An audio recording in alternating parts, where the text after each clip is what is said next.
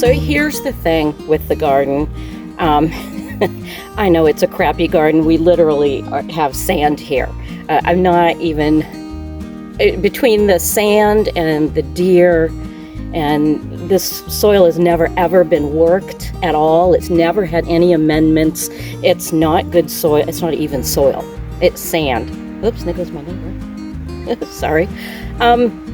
So between the deer, chipmunks, all of that, I'm not expecting to get anything out of the garden. That was just not ever even the point of planting. What I wanted to do was just, for one thing, it's been a few years since I've been able to have a garden. We were moving, selling the house, and then got here last year, working on the new house. So I don't even expect to get anything. The whole point was just to get my hands in the dirt, try some experiments, see what would grow, what wouldn't grow, see what our soil will actually produce, what the best things might be, and to get some amendments into the soil. So it wasn't really for food production. So, don't criticize me and say, oh man, you should have done this, you should have done that. Well, I wanted to see what it did on its own first before I start doing all of that and making, all of those adjustments and amendments. So we'll just see what we get. I got squash coming out of pure sand. So we might get squash.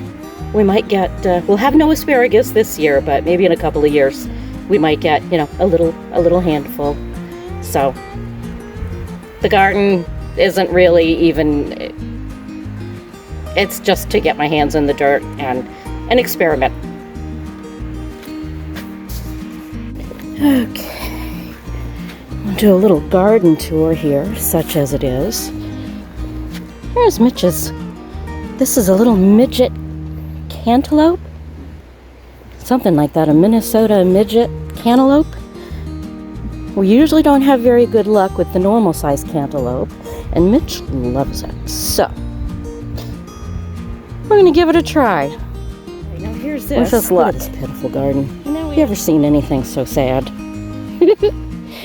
We have no soil, so we thought we would do something with it, but we've added compost. This is pretty much, was pretty much straight compost. So I don't know if it got absorbed or broke down even more or what happened, but now we're back to sand thing. Here we have our little bok choy, and this might be tatsoi with some bok choy in there, who knows. And we have, one pitiful broccoli plant. This is not even worth getting dressed for. And we have been getting some lettuce over here. We have some onions over there. It's hard to tell the difference between the onions and the grass, but there is a difference. And we have some spinach and some more salad. And this right here, this beauty. Let me see if I can back up a little bit. This is my pride and joy. I have never grown asparagus, and look at them all. Every one of these little green fronds that you see is an asparagus, and I am thrilled. I have one cucumber. That back bed behind the zucchini, you can see that out of about 20 green beans, I have 2. There's my entire crop of purple carrots right there.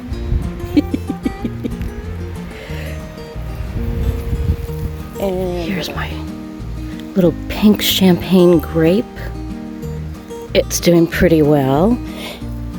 Oh, and over here, check out my giant blueberry that I finally did get into the ground. And I have several more scattered around. But here, I want to show you something. Can you see this thing? This is my arbor. My grape arbor. And over there you can see another one, because I have a giant colossal grape. I think it's a Neptune grape. or a Niagara. They're both seedless grapes. But Mr. Tiny Retirement built these things for me out of fallen trees that had fallen down. He just clipped off the ends, and you could pretty much hang on these things. And I'm counting on that because, as we all know, grapes are very heavy.